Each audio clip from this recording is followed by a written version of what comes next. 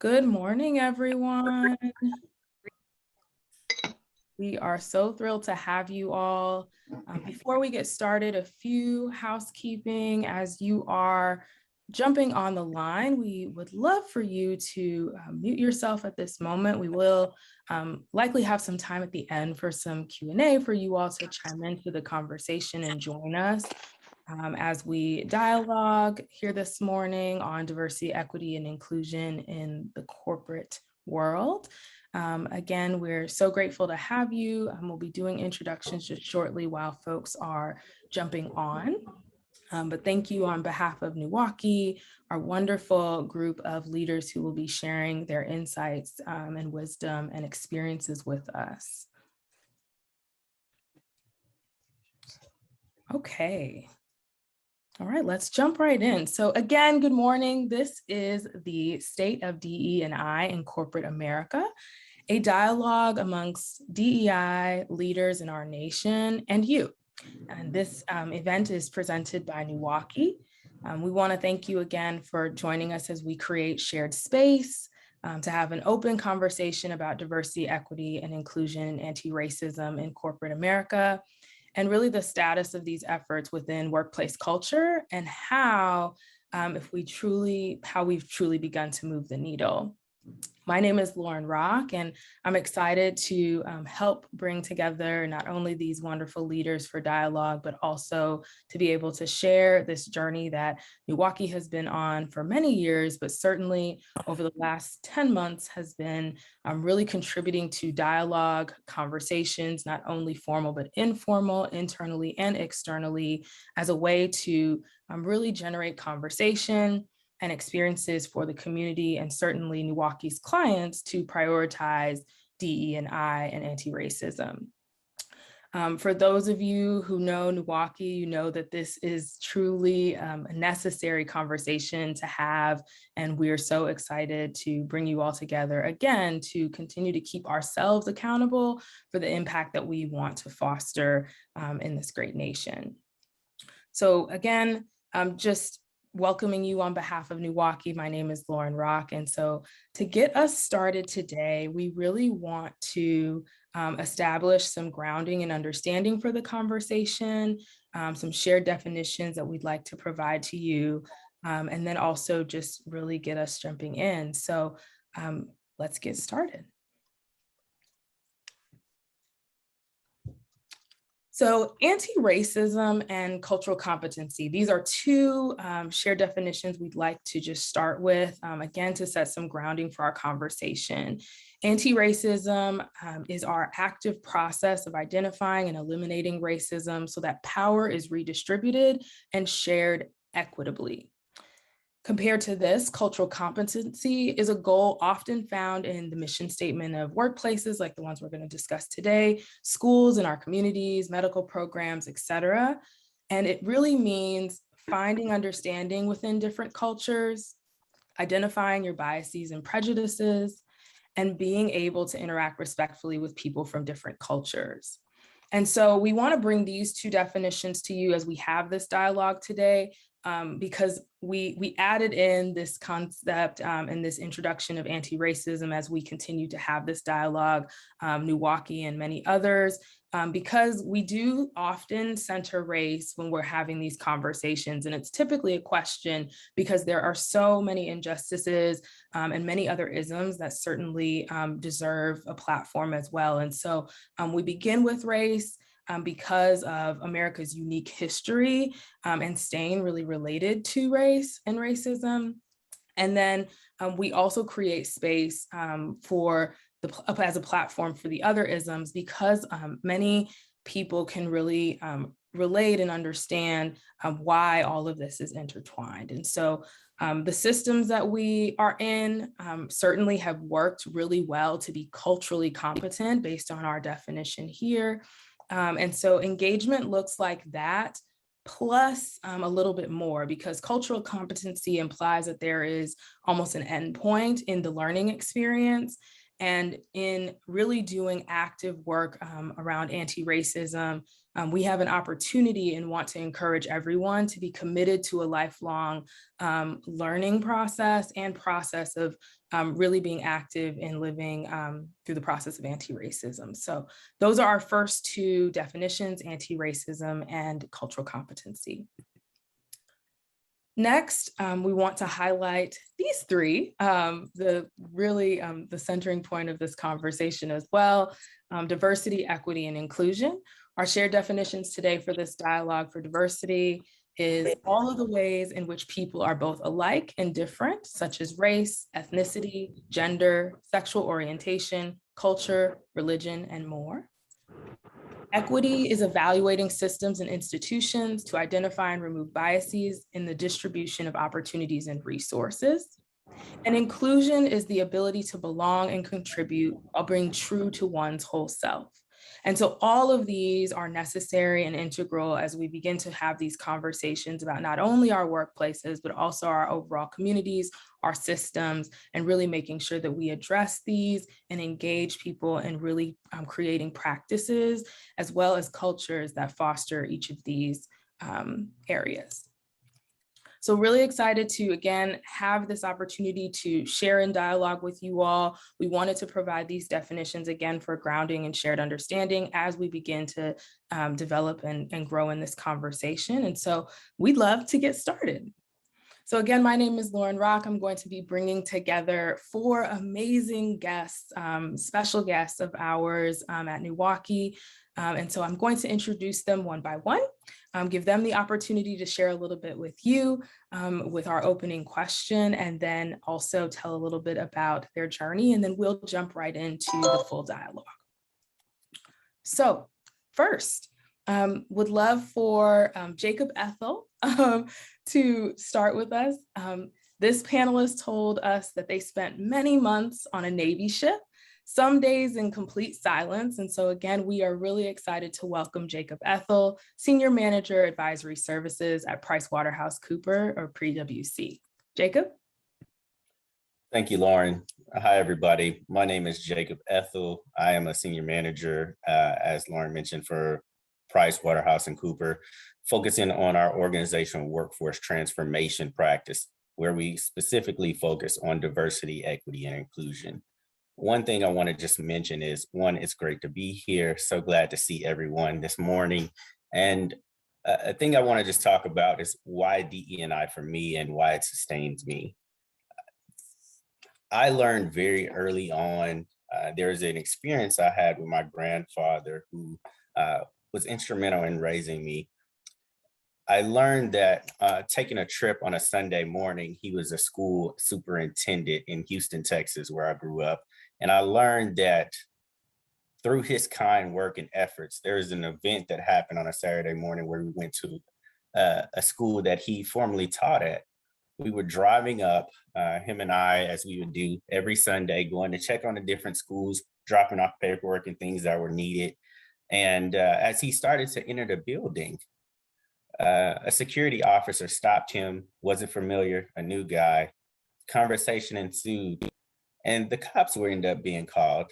And they quickly arrived and forcefully jumped out the car, guns drawn, and pointed directly at my grandfather and told him to get on the ground. I was about 9 years old, and I remember jumping out the car, running over to try to help him.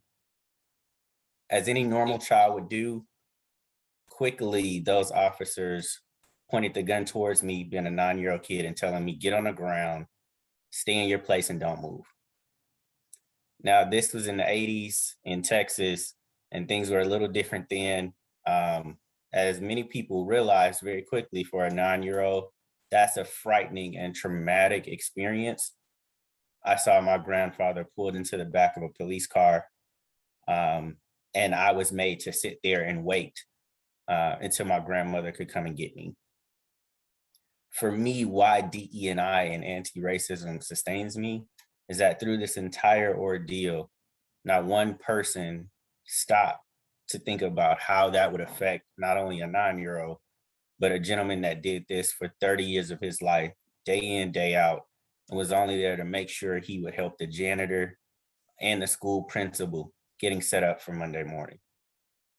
So for me, every time that I'm able to talk to individuals about my experiences, about the things that help push the conversation forward and making sure ignorance does not win the conversation, because it's a conversation around knowledge and awakening people's human aspect in dealing with everything we do for humility and grace. So again, thank you so much, and glad to be here. Thank you so much, Jacob, not only for sharing that very intimate story with us, but also, again, that grounding around why this work continues to sustain you. I'd like to invite our next panelist, who told us that they have had many positions within their company. One being the most exciting was being able to learn how to navigate cargo on an airport tarmac. And of course, you can probably figure out who that is. So NEWaukee is really excited to welcome Louise, Paola, Garcia, Diversity, Equity, and Inclusion Strategy Manager at UPS, to the conversation. Thank you so much, Lauren, and thank you, Jacob, for sharing that story. I think when you're a DEI practitioner, or even when you're passionate about DEI, there's always that one pivotal moment in your history and time that set off that passion. And it's what drives your why. So again, Jacob, thank you for sharing. Good morning, everyone. Thank you for joining us this morning. I'm very excited to be here to talk a little bit about what for me is work, but luckily also a passion. So you all know the saying, when you love what you do, it doesn't ever feel like you're working. So I'm blessed enough to be able to work within the DEI space within such a fantastic company like UPS. Many of you may or may not know, but UPS is 114 years old. And when you work for a company with so much tradition and so much history, you would think that, okay, maybe DEI is not on the forefront of their minds. Maybe that's not the direction that they're heading. But I think within the last several years, and also with really what's happening in the world, corporations like UPS have to continuously do that temperature check. We have to make sure our people are okay. And that's really one of my biggest drivers. And my big why for UPS, or excuse me, for DEI, is because I'm a Latina female, right? So if, depending on how you look at it, that could be a double negative. I have a daughter who is Dominican and Haitian. And when I sit at tables and I get to sit across from our more senior leadership, planning and strategizing of how we're going to attract and retain new talent, she's the generation that I'm thinking about what's going to make them tick, what's going to make them stay with UPS. So I'm very happy to be here again to talk a little bit about what we're doing and also to be able to share some of our own experiences. Good morning. So thank you, everyone. Thank you so much, Louise. I love when you talk about your daughter and share so many different experiences, not only through UPS's unique and long tradition and history, but also just generally your journey with the company. So much value, and looking forward to what you'll contribute to the dialogue. Next, this next panelist told us that when they walk into the room with you, you should know that you'll be protected. So this panelist is actually a Black belt. And so NEWaukee is really excited to welcome Michele Matthai, Director in Culture and Inclusion at Rockwell Automation. Michele, welcome. Yeah, thank you, Lauren. And yeah, it's when people find out I'm a Black belt, they typically ask, oh, what was your project? They just assume as a middle-aged white woman, I'm a lean Black belt. I'm like, no, I have a Black belt in karate. And then they say, oh, well, maybe we should be scared of you. And I'm like, no, you should feel safe with me. And that's actually a great segue into my why behind DEI and that notion of safety, because to create that notion of safety, you have to build trust. And that's not something that's just automatically granted. That takes time, that takes building authentic relationships across difference. And that has really been kind of my why in this work and what I really strive to do. My background, I've about 30 years of professional experience. I've been in the DEI space for about 13. My segue into this space was talent management. I truly believe that this is the strength of an organization. It's the foundation of everything else that we do. We know the business case behind DEI in terms of more innovation, better decisions, more productivity, more profitability. We're going to be talking about all of those things. But for me, I had the experience of going through a deeply intensive learning lab with a group called White Men as Full Diversity Partners back in 2010. And that was life-changing for me. I had notions of difference. I had definitely experienced my whiteness in different ways throughout my life. And I had definitely seen times where it's like, I'm being treated differently because I am white. I know I am, but I didn't truly understand it until I went through this learning lab. And once you have that deep understanding of privilege, you can't unsee it. And so that's really been the cornerstone of our work at Rockwell Automation in terms of understanding dominant, subordinated group dynamics, power and privilege, and the role of the dominant group in this space. We cannot ask marginalized groups to fix this.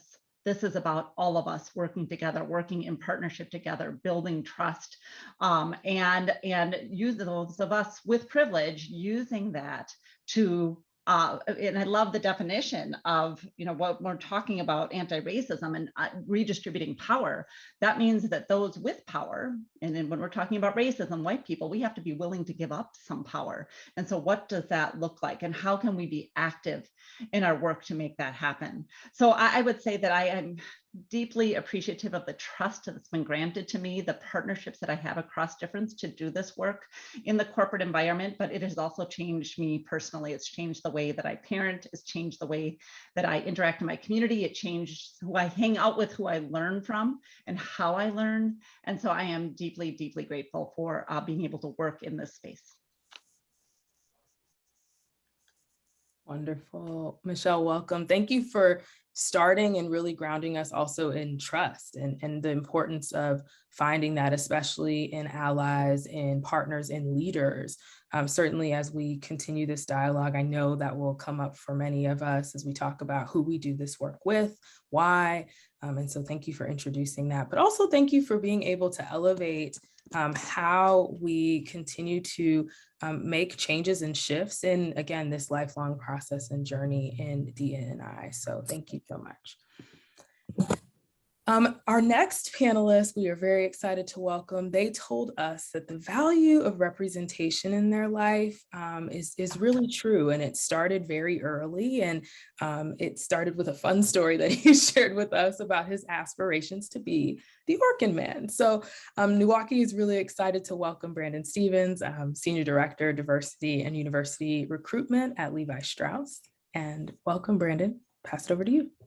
Oh, absolutely. Thank you. Thank you all for being here, taking your time out of your mornings, and appreciate NEWaukee for having me. And certainly it's such an honor to be on such a panel. I'm just reflecting on everyone's introduction. I'm like, wow, at a minimum, we all got to be friends after this. So that's always a good deal. It's always an outcome. But Brandon Stevens here, Senior Director of Diversity and Campus Recruitment at Levi Strauss & Company.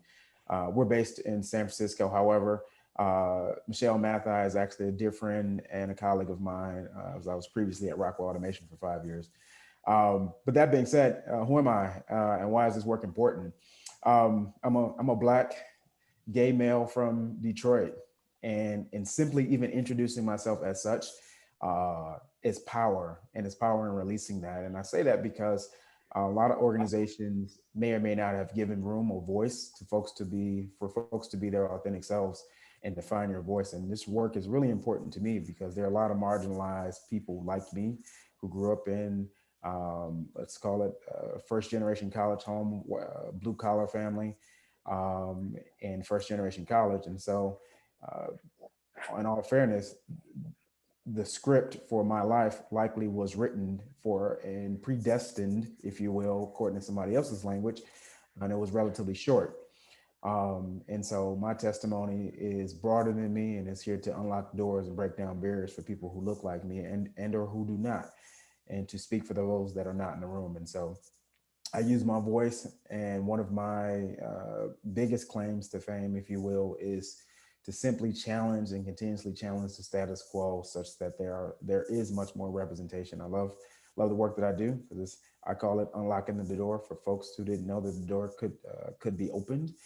And I kick the door in aggressively at this point in my chapter, at this point in my career. And so I do it unapologetically. And then lastly, I'll just simply leave it at this.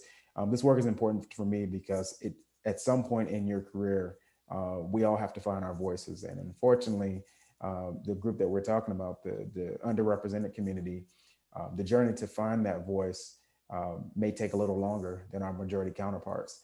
And that comes with some marginalization, and which we've heard before. And with that means you're not being your best self. You're not often providing the organization who you are and what your many attributes are and contributions are to the organization. And furthermore, you're likely not being who you should be to your external community. And so how do we help bridge that gap? To me is a lifelong journey. No organization on this panel has figured this thing out. Let's keep it real. And so our journey is to learn from each other and learn from you guys that are on this call as well. I've appreciated this initial journey with Brandon because he has always reminded us to keep it real, to be very authentic and true to this work. And so, Brandon, thank you again for not only how you are showing up in this space for this conversation, but also all that we're going to be bringing moving forward. And so with that, let's talk about the current state of DE&I in corporate America, right, y'all? We started a little bit, but we'll go ahead and keep going. So first I want to begin our dialogue. Again, we've learned a little bit about why this work sustains our panelists, our special guests. And so we want them to just help us all understand what their corporation has been up to. And so in the last year plus, we've seen a number of companies make some shifts internally, externally, the way that they engage not only their employees, but also their stakeholders, their customers, as a way to really be responsive to the existing climate, especially around DE&I and anti-racism. And so I want to throw this first question to Louise and ask, what has your corporation done to demonstrate a commitment to DE&I? And is anti-Black racism in the equation from your company's perspective? Thank you, Lauren, for the question. I think one of the things that's important about DEI is it's very good to have the courageous conversations, and it's very good to get those things rolling. But one of the things that a lot of times I feel where the mark is missed is the follow-up actionable items. What are the things that are being done, not just simply discussed? I think Brandon made a very good point. No one is leading the pack when you talk about DEI. This is constant work. This is constant reevaluation. But I am very proud about what UPS has been able to do and complete and accomplish. So one of the things that we were very, very specific about doing is that we created the UPS Equity, Justice and Action Task Force. It's a cross-functional team of UPS leaders, and their priority is to combat racism by promoting justice and equality in areas where systematic racism is perpetuated, and UPS is positioned to move the needle. Our purpose doesn't stop with people or packages. It means delivering more good into the world. And although that sounds like some very huge, lofty dream, again, companies can find things to do specifically within their realm of expertise. So one of the things that UPS has done, in addition to establishing the EJA, was that we have now launched a program, Proudly Unstoppable. So every couple of months, we bring out a new campaign supporting small, medium-sized businesses, specifically female-owned, minority-owned. And we've been able to do that for Black History Month. We did that for Hispanic Heritage. We did that for the Asian community. We did that for Pride for the LGBTQ+I community as well. So it's really doubling down in what it is our realms of expertise are and figuring out again where we can move the needle. In addition to the transportation side and the moving of packages and business, we've also pledged 1 million hours of employee volunteer service around the world in support of mentoring and educational programs in underserved Black communities, again, globally. So it's making sure that you have those metrics, that you're putting out those things, you're tracking it. And that's how you can really make change, is by putting in a metric, measuring it, and then executing on those actions. Great. Really looking forward to you expanding, especially on that last note around metrics, but I certainly appreciate, Louise, not only you talking about some of the ways that you all are just holistically within the company making shifts and really thinking about how does your internal structure come together to have a conversation about this, implement processes as well as campaigns, but also how you're supporting the learning of employees through applied service and engagement. I think that's phenomenal. Michele, I want to pass the same question over to you. Thoughts you want to share with the group? Yeah, so in terms of what our company's been up to, gosh, that's a long story. So I'm going to try to keep my comments brief because there's a lot of great wisdom on this panel. But I would like to talk about is that in our journey, in the modern day version of our culture of inclusion journey at Rockwell Automation, it's really evolved.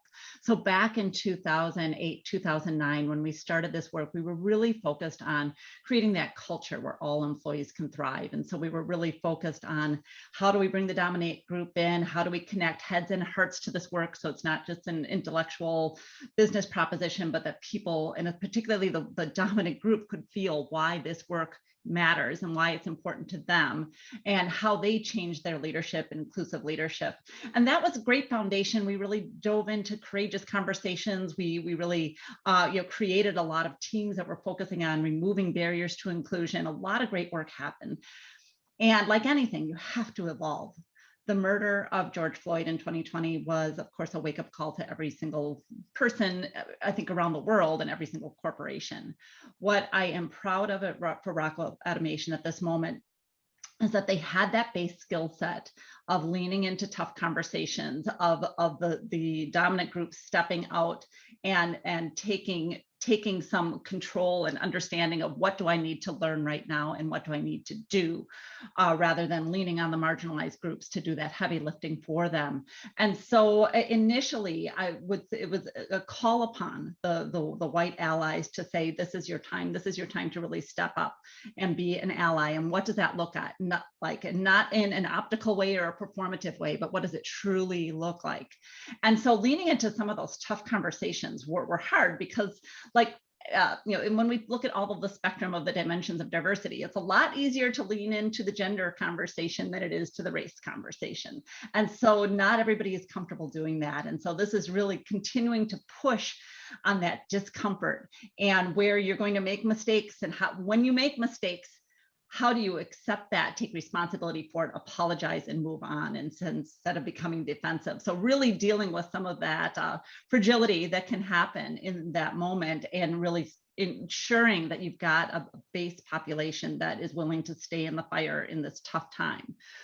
What happened next, I think, was really profound because certainly there's a lot of wisdom throughout the organization, and our Black leaders in the company really stepped up with the Black population and in creating safe spaces for their conversation too. So while we had work going on with the allies and what the allies are doing, but also some deep work with to protect our Black employees. Collectively, so between the Black leaders, our AAPN, ERG, African American Professional Network, that is, and other leaders in the organization, developed a combating systemic racism proposal. And that proposal was really worked on and massage to really create what became the basis of our goals for 2021 in terms of what the organization was going to do to evolve this field. So it was without that partnership with our Black leaders, this never would have happened. So incredibly grateful for their work in partnership in this space. That goal, actually, what that work translated into, for the first time ever, we have an integrated business objective for DEI focused on a few things that I'll mention really quickly to really transform the organization and now start putting more emphasis not just on culture of inclusion and diversity, but diversity, equity, and inclusion. And what that looks like is setting some goals around representation targets. And what that also looks like is setting some behavioral expectations. So we set for the director level and above, set 3 specific behaviors that are expected of all leaders. One is sponsorship across difference. So understanding what the differences between sponsoring and mentorship and what their role is as a sponsor, and doing some education around that and ensuring that those pairs happen. Now, we just made sure those pairs happen this year. Next year, we're going to be looking at the promotion rates and the retention rates of the sponsored employees. The second thing was engagement in external communities across difference. So in your definition that you had about cultural competence and understanding other cultures, whenever I hear somebody say, well, I can't find any XYZ demographic for this position. It's like, well, who are you spending your time with? How do you, how are you getting to know those communities? And so setting that expectation that we want to see engagement in the community, to get to know people across difference, build those authentic relationships. And then the third piece is the internal inclusive leadership and how they demonstrate that through staff meetings, through in their engagement with our business resource groups, with the inclusion change teams. Is it on the agenda? Do your employees see you talking about this and know that it's important to you? And so that's just at the highest level what we've really focused on and shifted on this year. We've also hired for the first time our chief diversity, equity, and inclusion officer. So elevated the stature of this function within the company. We've increased a lot of the investment in programming that is going to be needed to implement those recommendations made in the Combating Systemic Racism proposal. And again, those accountability measures, setting that goal and tying it to executive compensation for the first time, I think were the biggest needle movers for this year.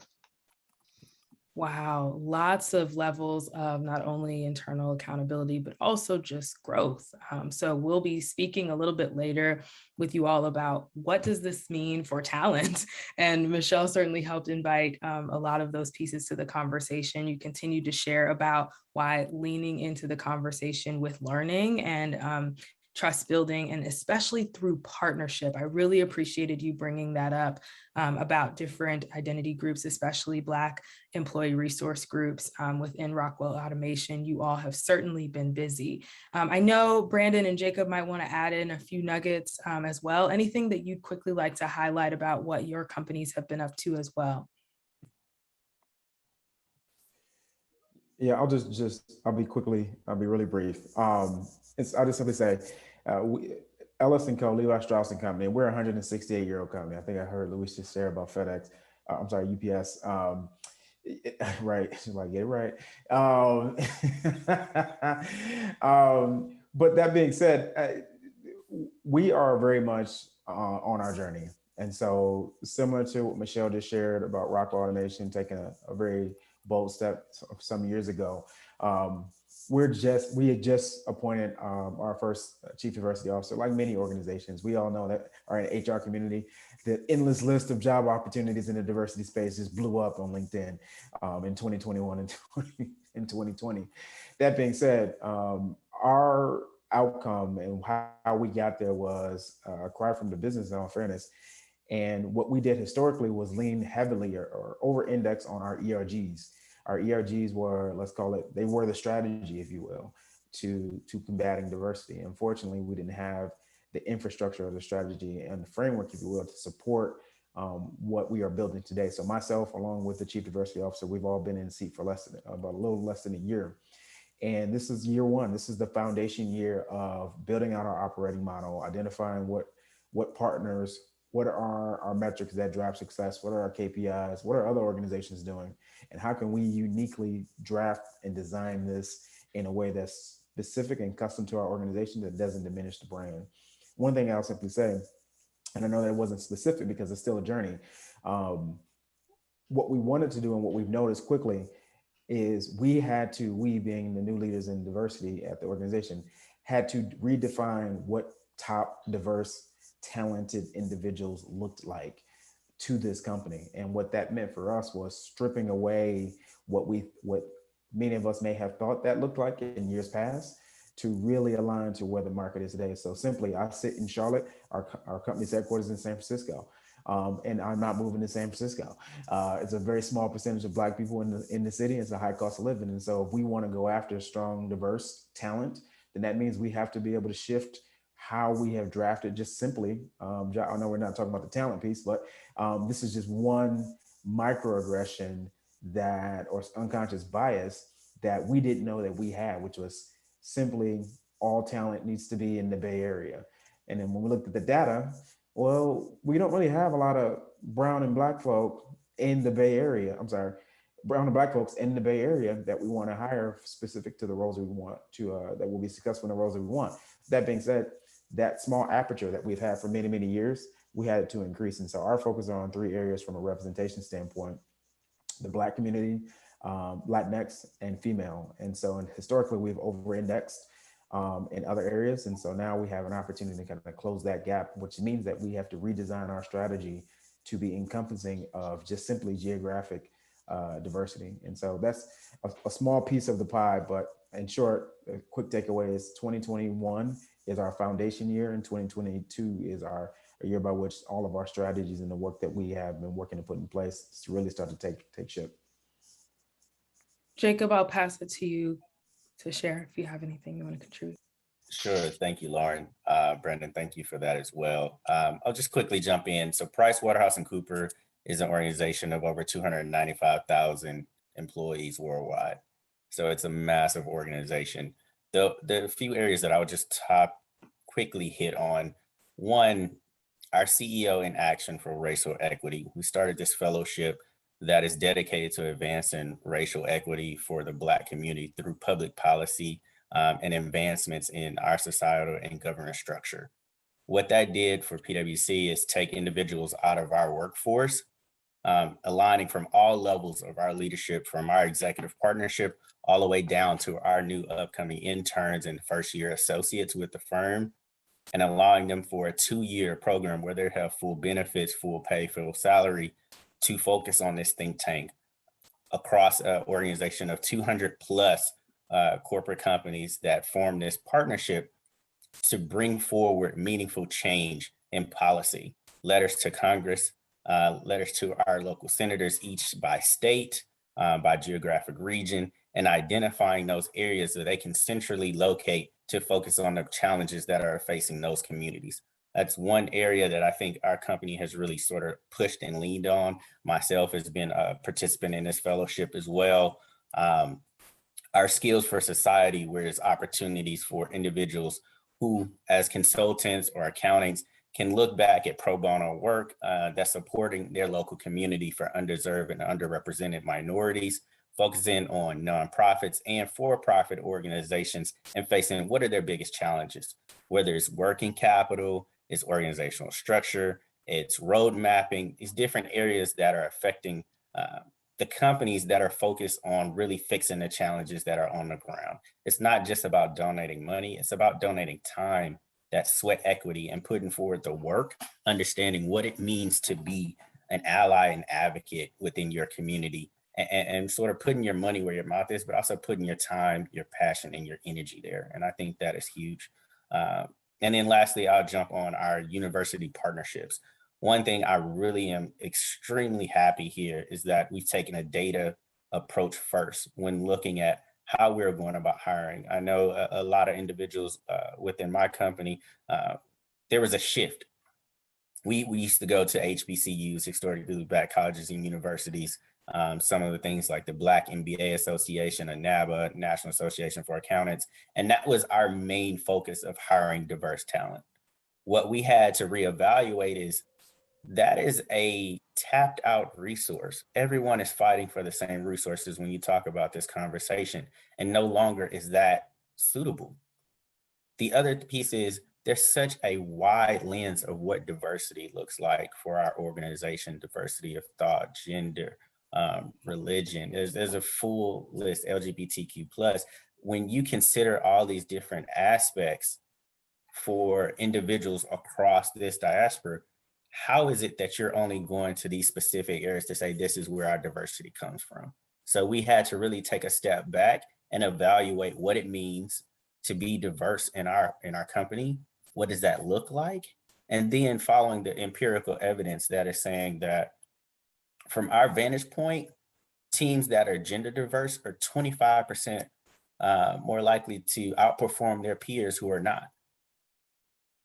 That is a key statistic that we tout a lot, but also when you think about it from a diversity standpoint, for not only gender, but also for racial background and ethnic background, it jumps to about 36% to outperform your competitors who are not.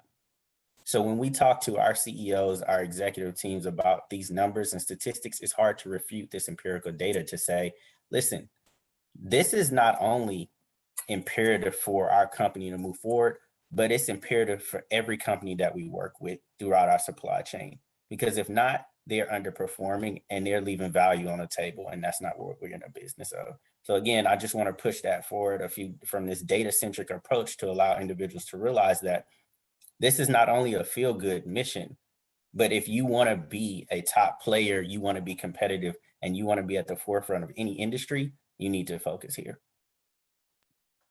Wonderful, wonderful points from both Brandon and Jacob, especially being able to center really using data to drive our efforts, but also being able to find ways to marry that with things that we've had in place, right? So we're not doing everything wrong. And so there are some opportunities for us to really shift and think differently about how do we apply what we may have had in place, how do we redirect, again, so that we are in service to our people, to our clients, to our future, truly. So thank you, Jacob, and thank you, Brandon, for sharing those key nuggets about data. And that really helps as a segue to our next question that we really want to invite Michele to help kick us off, because she helped really frame this initially. She spoke to metrics. And so our question is for the panelists, what metrics are in place currently, or might you consider using as you evaluate where your company is now or wants to be as it relates to DE&I? And then truly help us sort of frame as you're answering that. What does progress look like? Many of you have already alluded to the fact that this is a foundational year for you. So we are truly setting the ground, helping to reevaluate. And this is a process, right? This will not happen overnight, but would love to just hear, again, what metrics you have in place and how you're staying accountable to those. And then also, if that's really working, is there something that's shifting that you think needs to be done? And sort of how are you taking a stand in that through your role? Michele?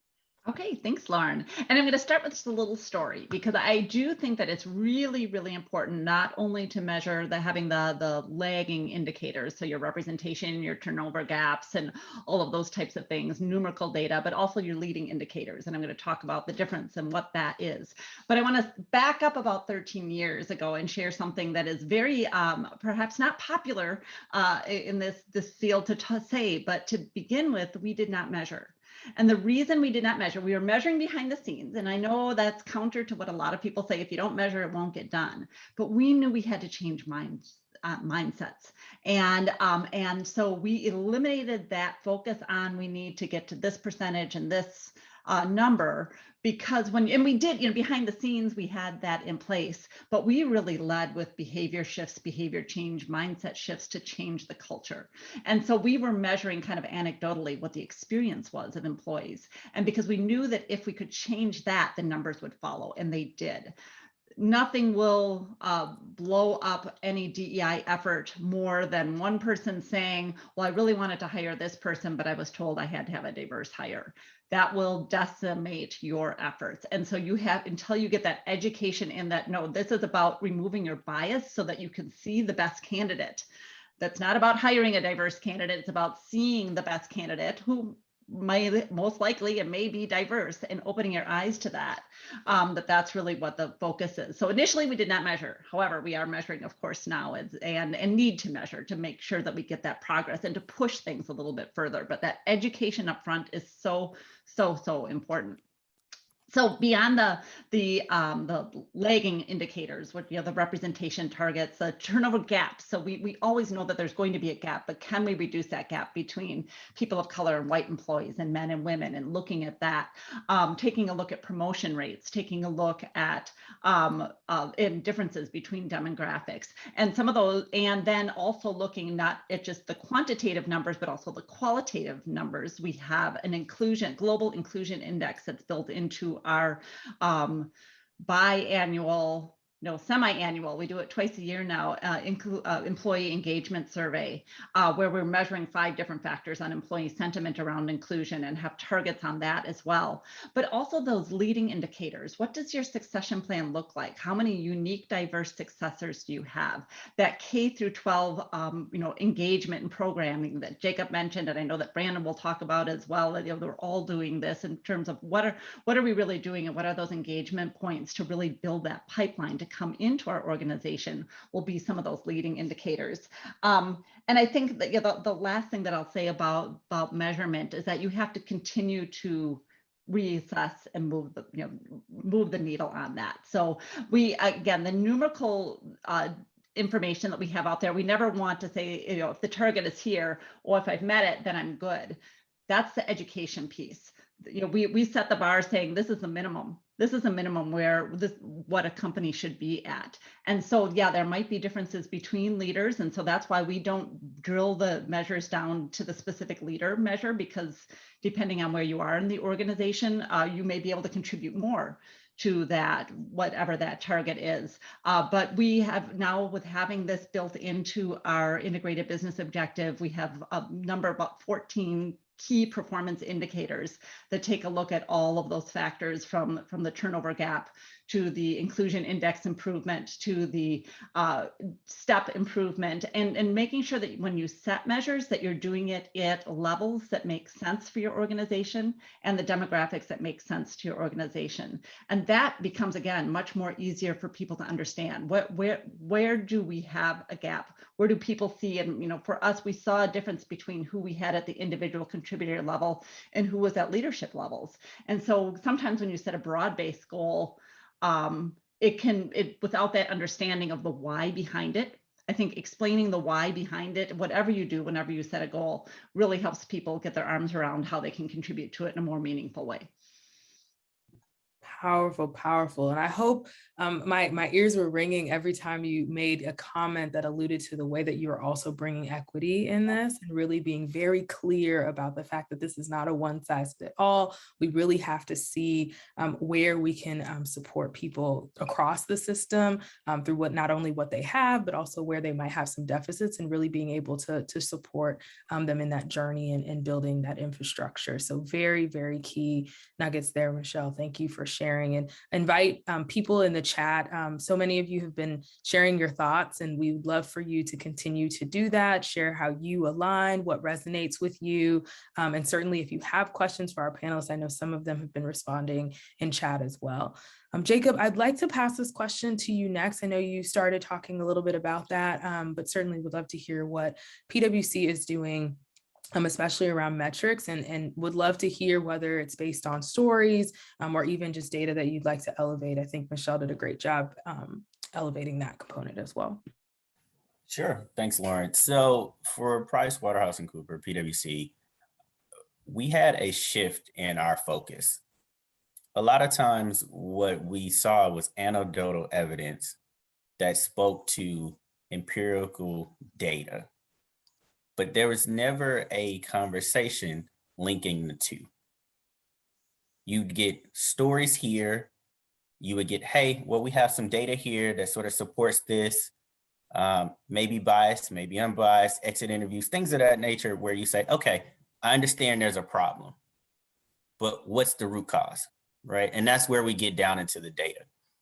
What that shift was, is that we needed to focus in on our individual contributors, as Michele pointed out, to our leaders. What that ended up surmising into the totality for us is last year, we were able to post our global transparency report. What that did was provide along sort of 4 pillars, focusing on PwC at a global level: representation, hiring, progression, and retention. Now, granted, there's a lot of other intersectionality that goes within this and different factors, but just keying in on a few areas from the representation standpoint, not just gender or race and ethnicity, but LGBTQ+, and an intersectional lens to say, what does representation look like for our disabled employees, for our veterans, for our working parents? And then leaning into the areas where we found those gaps and saying, what are the programs and policies that are negatively impacting these individuals? We did this for our hiring and progression as well. We found out there were gaps that at a certain level, what we would call our mid-level managers, that we have different programs where individuals would get placed into these sort of executive leadership coaching, our leadership development programs. What we were finding out is that our talented, high potential women felt that an unwritten rule was, if you got into this program, then you needed to decide whether you wanted to be family first or you wanted to be company first. We realized there was a 60 to 70% drop in those that made it from our individual contributors all the way up to our executive leaderships. Root cause of this was the way we were identifying these individuals through this talent pipeline within the firm for our leadership development program. They were dropping out, but nobody was doing the data. Nobody was looking, why? Why are these individuals leaving? Hiring, again, application offer acceptance rates. Why are individuals accepting at higher rates in these certain demographic areas, geographic regions, but not in others? And so when we started to peel back that onion, we're understanding, what are our interviewers doing in those different regions? Where are we interviewing? Where's our talent pipeline coming from these areas? And we realized it was a handful of places. So we had to widen that net, expand it more from a partnership basis instead of transactional, understanding that we're building partnerships with these various pipelines that we're hiring and pushing through, and not just transactional. You need a job? Here's a job. Here's a salary. Here's a benefit. Thank you very much. That's horrible. You're not going to maintain a true diverse workforce on a transactional basis, no matter what industry you're in. Progression, again, I just spoke about this for our women, but also our diverse candidates, not only race and ethnic, but LGBTQ+, were they feeling supported? We've had business resource groups that were structured around these different areas, but they weren't structured for meeting regularly, for having safe, inclusive conversations. There was no true leadership and allyship with our executive leaders around these different business resource groups. So we needed to fix that. And then retention. What's our average tenure? Is our individuals feeling included? And is the progression there? Do you see that path to leadership? And was there a glass ceiling? And we needed to fix those things because people kept realizing, hey, at a certain level, as a minority, I'm going to top out unless I do 1, 2, 3, 4, 5. And one of those, we're having a true supporter. And I just want to point this out. It's so important not only to have allyship, but sponsorship. You said, did I? No. I didn't say that, but truly, you definitely need to have a sponsorship in corporate America to make sure that those people are speaking your praises when you're not in the room. It's not the conversations you're a part of that's going to push you forward all the time, but the conversations you're not a part of. And so basically through the work that we're doing internally with our data to just highlight where are the areas and gaps that we can fix and we can utilize this data was around those areas: representation, hiring, progression, and retention. And so we are committed to posting this out every year, not only to our clients, but to the world, and they're holding us accountable. I have clients ask me all the time, how are you doing here? So based on that gap, we decided we're going to hire 10,000 Black and Latinx employees over the next 5 years. We're going to make our partnership base 50% male, 50% female, because we realized white males took up about 75% of our partner base worldwide. It's not okay. And if we truly want to walk the walk and talk the talk, and we say, hey, we have a diversity, equity, inclusion practice, then we need to represent that as well internally. And I'll just leave it at that. Mic drop. Jacob, awesome gems, and lots of people in the chat are really resonating with what you've been sharing. You've got some claps. And so I think we've all been nodding and really wanting to give PwC those great accolades around really how you all are being really intentional. So many of us know of the PwC reports that come out every year, especially from a number of the firms, about ways that we can be better, how we can continue to be structured. The data, as you mentioned, the empirical data that is continued to be shared. And so it's great to hear how you are looking at, again, those internal systems and how you're evaluating how those can be put to practical use, but also to be able to create a more equitable space, and then also a more diverse and inclusive space as well. Great nuggets there. And so I want to continue our conversation talking about what you all are seeing, certainly as a priority for you in this space. Of course, your company has its goals, it has its priorities as well, but certainly you being in the work day to day, whether that be through an official capacity or otherwise, would love to just know a little bit more about what you are prioritizing. And then certainly in addition to that, would love for you to also share a little bit about what opportunities you see based on that, based on the progress you've made. So Brandon, I want to kick that question off to you first. Yeah, thank you. And first off, Jacob, I appreciate the mic drop, man. I think you summed up a lot, and in the spirit of like moving us forward, like I think you just summed up a lot of the things that many of our organizations have focused on, will focus on, or on our roadmap. So kudos to you guys and the work that you guys have done in the past few years. And actually, you guys have the history and the workforce behind you to get some of this work done. So I'm taking some notes. Appreciate you. But that being said, Lauren, so our focus at Ellis & Co moving forward is on a few things. One is, well, let me speak to my house specifically. So from a talent perspective, we know the war against talent is ever prevailing, right? 2020 has changed us. A lot of things have happened in 2020. 2021 is our year of figuring things out, and 2022 is our year of let's call it leap forward. But that being said, my framework is broken down into 3 very specific areas, and we're hoping to enact some of this work. We've already started to enact some of this work in 2021. The first is enabling diversity recruitment, and that's all the things around the education. So we as an organization can't speak to diverse talent unless we've taught ourselves how to do so. So is it Black versus African American? Is it brown versus Latinx? Is it Hispanic versus whatever? Are we being inclusive when we're talking about our LGBT community and all of the isms that come with that? And so that being said, how do we first educate ourselves on the language that we need to use before we even get in front of any candidate first and foremost? The second piece is really around enabling the tools that we absolutely need to be successful. We just made a shift from LinkedIn Insights to Talent Neuron, which is a very powerful tool for us to give us landscape data on where and how and who talent exists. And so this is all around the enabling diversity recruitment umbrella. The second one is what I call Ellis & Co readiness. And that is challenging all the things that we may have historically thought were the drivers to propel us to solve for diversity, and that's simply debunking the degree. Does it require you to have a degree to be an executive at the organization? I don't know.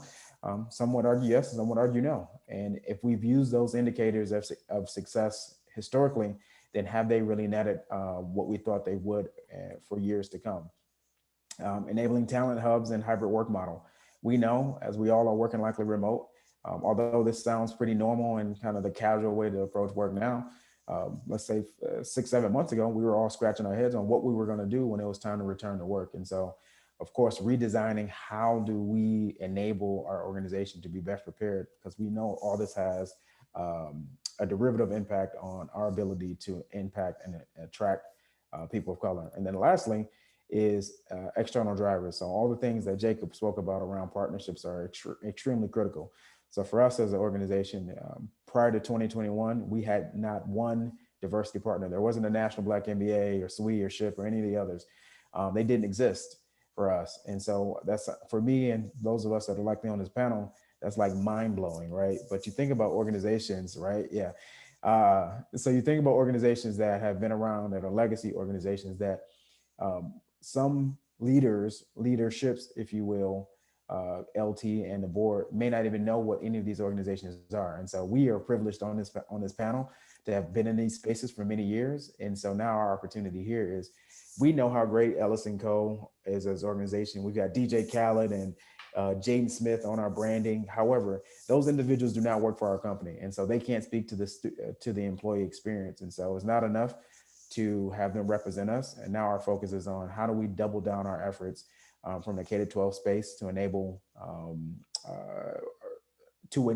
or place in the hearts and the minds of students what a career could look like at our organization. And then lastly, how do we build prominence through access?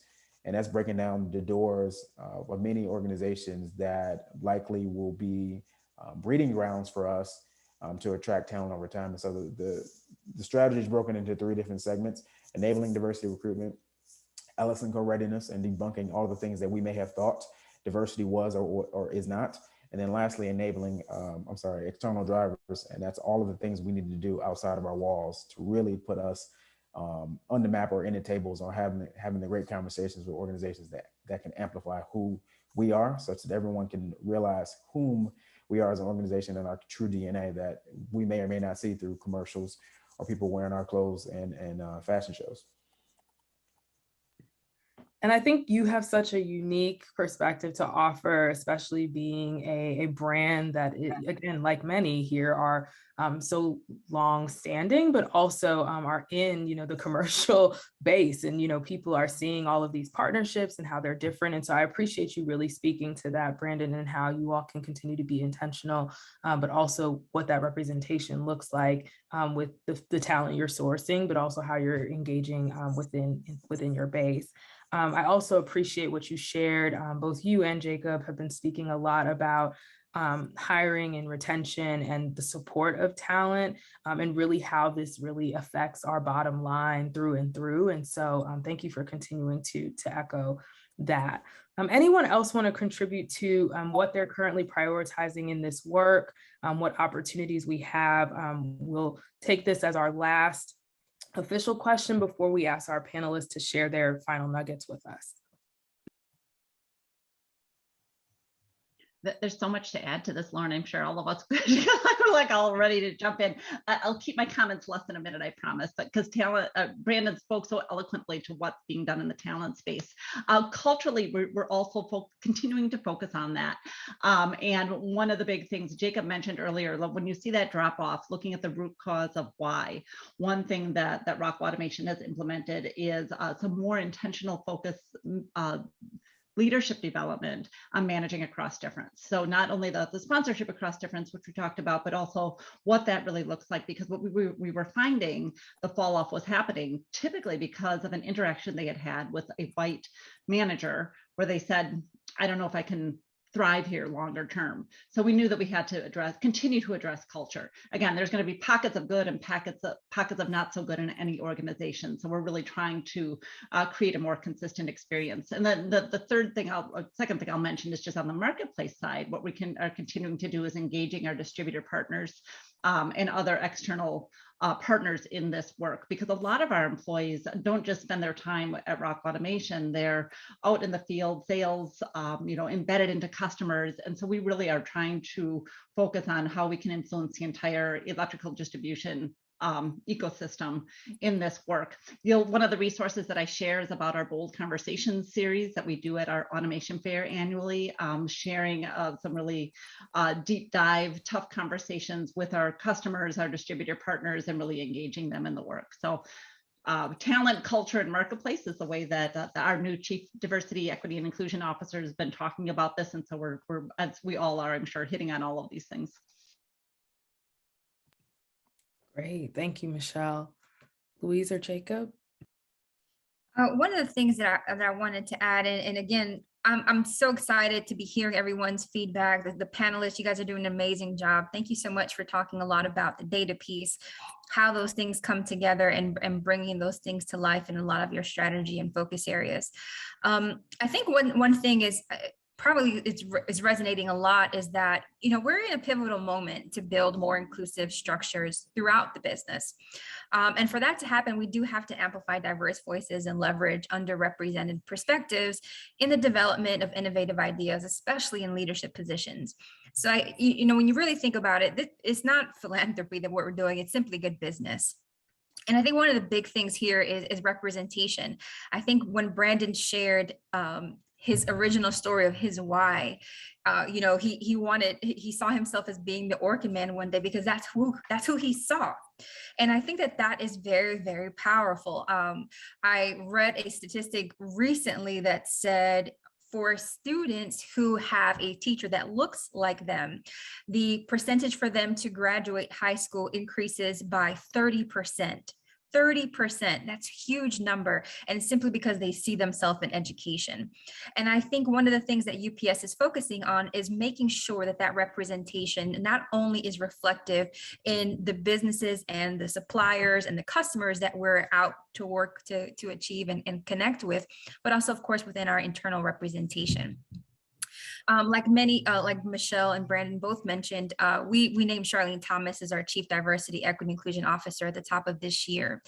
And I think one of the things that's really important when you look at companies is that you can learn plenty about a company simply by looking at their C-suite and their board of directors and what that looks like.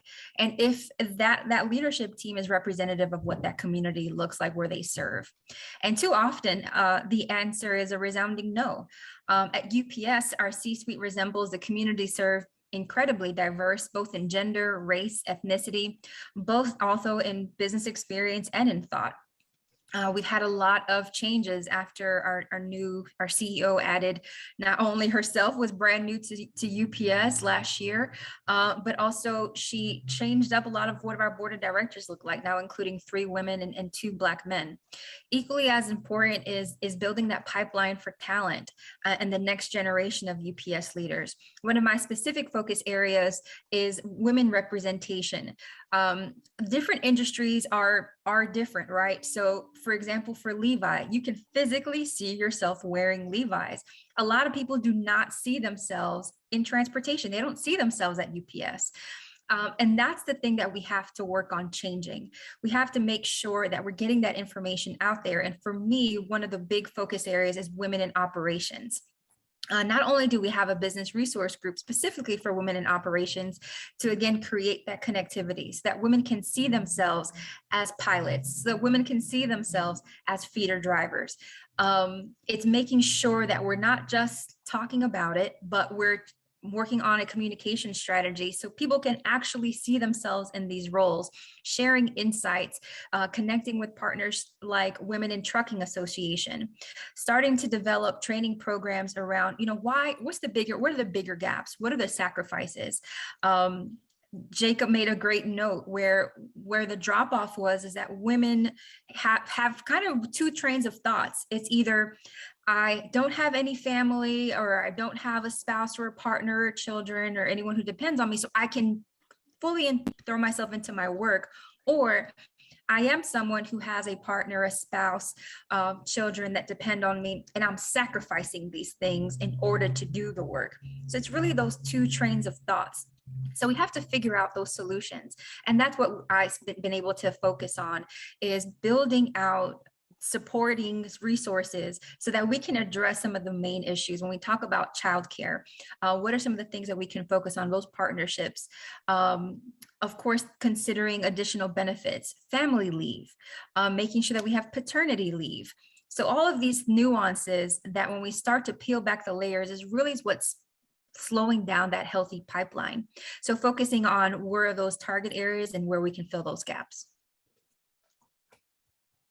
Wonderful, wonderful additions, Louise, and certainly appreciate you bringing back the story about representation and really how that influences our business. And certainly, like you said, simply doing good business. What is our duty to our communities as we look forward with all of these practices as well? So as we near the end of our dialogue, I want to ask our panelists to help to share their final thoughts with us.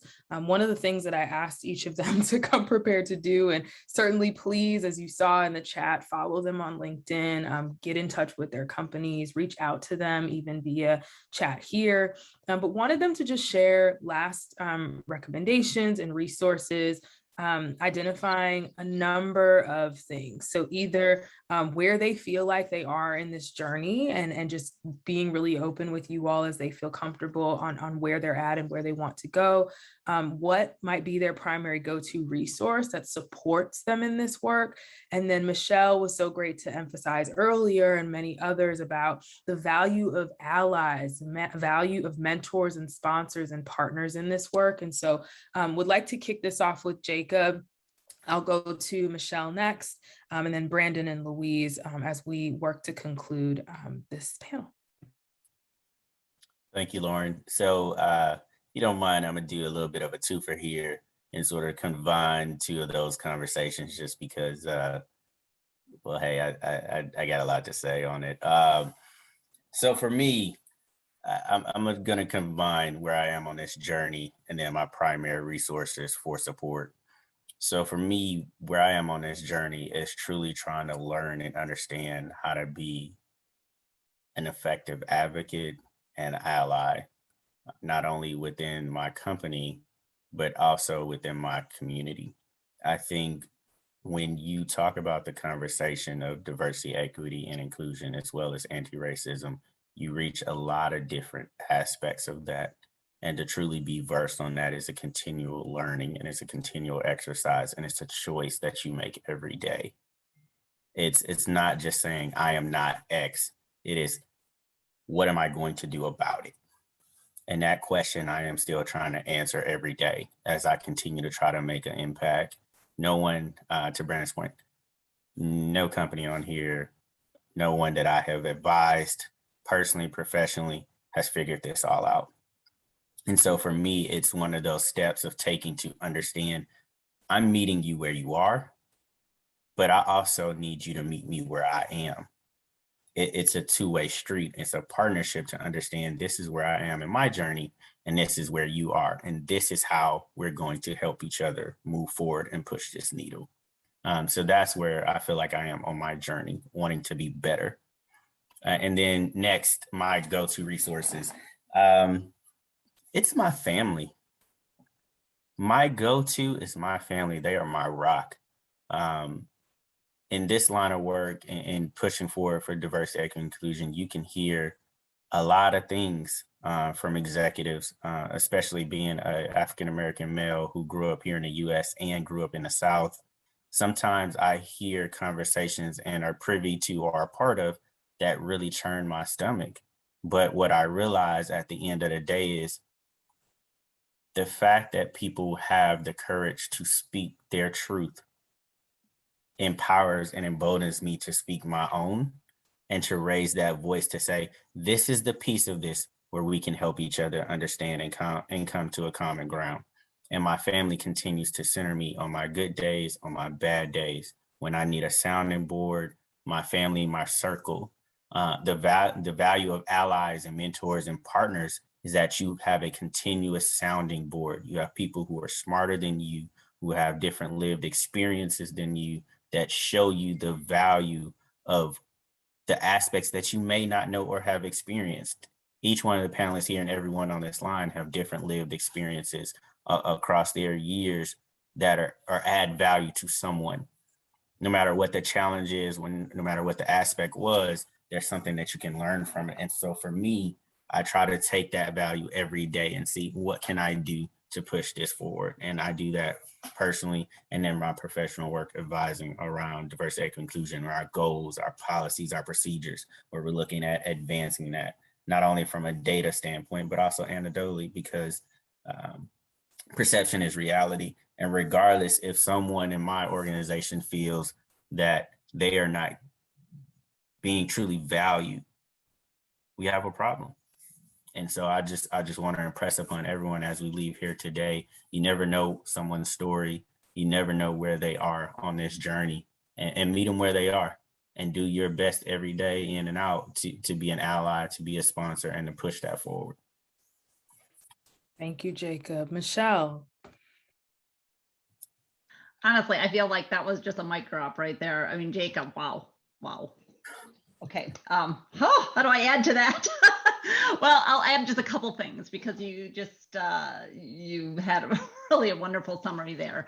One thing that I will share that I've learned in this space, and I continue to learn every single day. I will never stop learning in this space, and value the ability to learn from others in this space, but the importance of transparency. And that's something that we're really seeing. So, we talked a lot about data and what we're doing with that data. But if people don't know the data, they're going to fill in a lot of the blanks just based on what they're seeing in their corner of the organization. And so sometimes what they're seeing is better than reality, and sometimes what they're seeing is worse than the sum of the whole. And so no matter where you are in this journey and what you've done, and I know a lot of people are like, oh, we don't want to share because we're not really far enough along. Sharing will build trust. I'm going to kind of come full circle on this building trust theme. The more that you're willing to share, the more that you're willing to lean into it, even when it's not perfect, even though when there's a long way to go. You also said that, Jacob, but it's not about where you are, it's about what you're willing to do about it. And so that's the start of the conversation. Here's where we are. That I want to be transparent about where we are, and now let's have a conversation about what we're going to do about it. That's what really is going to matter to people. In terms of my go-to resources, I am continuously studying in this space because there's a lot of elements of diversity that I want and to learn more about and need to know more about. Executive Leadership Council, HACER, the Hispanic Association for Corporate Responsibility, are two organizations that we partner with. Human Rights Campaign, COCWEL, Catalyst is another organization we partner with, and Conference Board. I have an ability or opportunity to partner with a lot of peers in this space. Being in the space, for those of you, and I know there's a lot of you on the line that are DEI practitioners, it can be heavy work. And so I know you're going to, you hear this a lot, but you need to take care of yourself in this space. I'm experiencing it very different as a white woman than those of you who are other demographics and elements of diversity are experiencing this. And so you need to make sure that you're taking care of yourself and stepping out, backing out when you need to, and stepping back in when it feels safe and when you feel supported to do so. I know that when I am in a process of another element of where I learn is through others across difference. And I need to be really cognizant of that because I know that can create exhaustion. So it can't be, okay, tell me what it's like to be a Latina woman, or tell me what it's like to be a Black man. And so I got to do my own research, do my own work. And then when I do need to partner and learn from others, come with a specific intent. And it is that give and take, as Jacob mentioned, meeting you where you are, and this is and coming, joining me where I am. But I, continue to, stay in this space. Again, it's going to be ebb and flow in terms of some days feel like we're on the top of the world because we're making progress. And then other days it's like, we've got a long way to go. And that can be deflating. So take care of yourself and take care of each other. Thank you, Michele. Brandon, we'll go to you next. Yeah, I love this, by the way. I'm like getting all my juices for today. This is actually, I'm gonna answer the second question. This is the resource. This is the resource within itself. We've all learned something from each other and just having this dialogue and conversation. But the first part of your question, which was, what do you do? What tips would I use or leave with the group? Here's the truth. I think we try to be too nice about this topic at times. I think we sometimes dance around the true isms and the true injustices that we may have experienced. And we sometimes try to overly corporatize, I'm making words up, this topic. It's a very real topic and it requires some raw and realness. And so nobody wants to hear, this presidential speech on diversity. We know we need to get to the root of what happened to you. Let's leverage your story and your journey to dismantle some of the things that we have done that likely haven't catapulted the organization forward at all. And it's often because we've tiptoed or danced around the topic. And my struggle with often I see that There will be some diversity related topic or issue, and we don't know how to address it. No, kick the dang on door in and call it out. And that's why we all have these seats. If you're on this panel, likely it's because you're deeply vested in this work, and we need people like you and us on this panel to continuously challenge the status quo. And quiet as kept, many of our leaders need us in those rooms to challenge it, right? And often I think we underestimate the power of saying it in our raw, authentic voice, not adding filler words in between to make it sound nicer than what it is. It is what it is. This happened and we need to challenge it. And we need you, leader, big CEO, man or woman, to allow for us, to enable us, give us the tools and tips and tricks and resources to challenge it. And we're not asking for permission. We did that 5 years ago. We are now telling you that this will happen. And we need your resources to continuously allow for us to do this work, period. So that's one. And then the second one was around, what are your resources? This is truly a resource. I learned the most, and it may be a byproduct of what I do on a day-to-day basis. I learned more about how to be courageous and bold and some of the isms that are happening through students. Students are unapologetic. They care very little about hierarchy, and they also care very little about landing. They want the offer, they want the job, but if you don't give it, somebody else will. And so their ability to show up in an unapologetic way allows for us to lean in and hear more of their truth. I mean, whether it be you at whatever level you are or the CEO, I've been in rooms with students that are equally passionate about this work, that just have a very unfiltered approach to challenging some of the things that we've made very hard to solve for. And yes, we want to have bookends and strategies and all that good stuff, but sometimes you just got to start doing and taking action. I mean, the last piece is simply this. You have to have a strategy and you have to have a roadmap. You need to know what your bookends are, because the unfortunate part about any major organization is everybody wants diversity to solve for something tomorrow. Everybody wants it tomorrow. They want it hot, fast, and they may not have the resources for you to do it.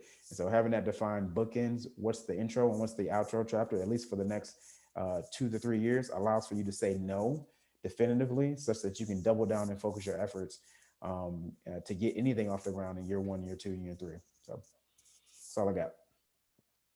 Wonderful, wonderful comments. Thank you, Brandon, and so much love in the comments for you. So many reactions and claps and hearts. So thank you for those great words. And last but not least, Louise.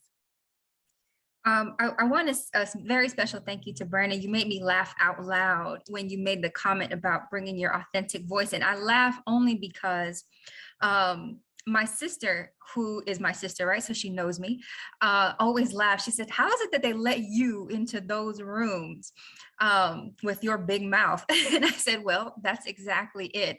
I like to be able to say it, and I am very proud to be able to share that when I sit at those tables and I sit across from our most senior leadership, I bring myself, I bring, if you know me, I bring Miami to the table, and I don't pull any punches. Specifically, I bring Carol City to the table, because I think that those are the things that we have to be able to share and discuss. We have to point out those obvious elephants in the room that no one wants to talk about. I Vanna White those elephants. I'm like, hey guys, look, this is what's here, and we have to talk about it. So I second that, and thank you for saying that out loud. I appreciate that from the bottom of my heart. Well, the last thing that I did want to talk about a little bit is lean on experts. And when I say experts, I mean expert research. Research is a huge part of DEI. I like to work with Diversity Best Practices, Diversity Inc., join roundtable sessions with the Boston College Center of Working Families, become members of groups that make sense for you. Most recently, I joined the Georgia Diversity Council. If you have a local chapter, look into it, get connected with those groups. That's where you're going to find other DEI practitioners, people like Michele, who I would have never met. You get to hear all of that insight, all of that history, all of that work. You get to hear from Jacob, you get to hear from Brandon, because where else would you get this? To Brandon's point, these are the resources, other people. You don't want to have to go out there and make the same mistakes that someone else has made, when you can get right from the horse's mouth how it went, what went right, what went wrong, and how can I build. So I think that that's really important. And the last thing is, you have to stay in tune with emerging trends. One of the things that you don't want to do is solution for a problem that people have already worked out and you're kind of behind the 8 ball. Imagine if today were the first day you started talking about remote work. You'd be absolutely behind what's going on around you, and you would get outbeat by competitors day after day. So you have to stay on top of the research. You have to stay in tune. If you're not someone who's interested in the news or in politics, it's okay. Just get some tea, get some Zen information, some Zen music going on in the background, but you have to stay on top of it. You have to hear what's going on, because those are the things that are going to make business decisions in the future. So you want to make sure you're staying in tune. So that's one of the biggest things that I would like to share is making sure that you're constantly doing the research, that you're staying in tune, and you're creating a network. I added into the comment, create your own board of directors. I think Jacob made an amazing comment when he said his sounding board to his family. You want to build that sounding board of other people, whether it's DI practitioners, co-workers, sponsors, mentors, or again, your family members. So you can say, hey, I'm thinking about this and I'm feeling this and this is resonating with me. What do you think? Some of the best feedback I get is from my 14-year-old daughter. That generation, unfiltered, to Brandon's point, Lauren knows my daughter is all over it, right? She stays on top of it and she keeps me honest. So making sure that you're out there looking for the authentic responses and feedback, because I think that's what's really going to help us in this space. And with that, y'all, have a wonderful Tuesday. That's all I have to share. So many great things to say. I won't dilute it with regurgitating all of the great nuggets from everyone, but I do want to encourage you all. Thank you not only for the great comments. Please do a virtual round of applause or reactions for our panelists, for NEWaukee, for being able to bring us all together for this lovely conversation, and a conversation to keep us honest, to keep us open, and then to keep us learning, right? And so want you all to feel free to reach out to us. We have recorded this session. It will be available for you via follow-up email to all of our attendees, as well as on YouTube. So feel free to look out for that. And then many have shared their LinkedIn profiles. Please scroll through the chat. We'll make sure that we keep the session open just a little bit so that you can navigate through that. But then also please visit our LinkedIn event, our Eventbrite, all of that for direct links for access to the LinkedIn profiles of our panelists. Thank you all so much, Jacob, Michele, Brandon, Louise. Many, many thanks. Looking forward to seeing each of you again soon and continuing to have you a part of this family. Take care, everyone. Awesome. Thank you, guys.